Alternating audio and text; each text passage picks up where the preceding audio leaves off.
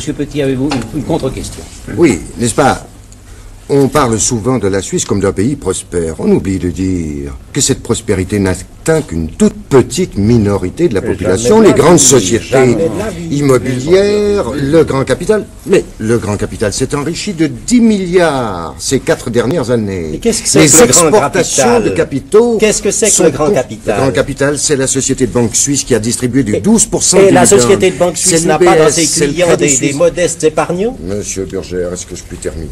Et bien entendu, les interruptions ne sont pas interdites, mais Bien. elles donnent de l'animation, vous avez le droit de terminer. Alors, je veux dire que ceux qui ont bénéficié de cette prospérité inouïe, ce sont les grandes sociétés industrielles, celles fortes de l'industrie, ce sont les banques.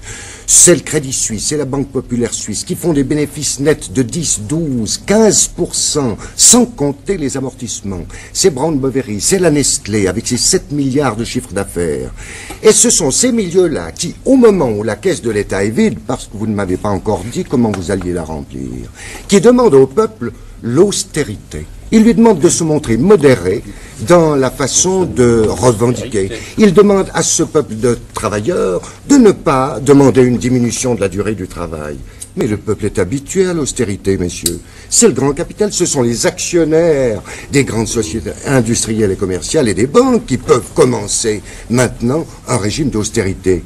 Et je vous recommande de bien vouloir les chapitrer dans ce sens. Ce sera pour le bien du peuple, si vraiment vous avez tant de sollicitude pour le bien du peuple.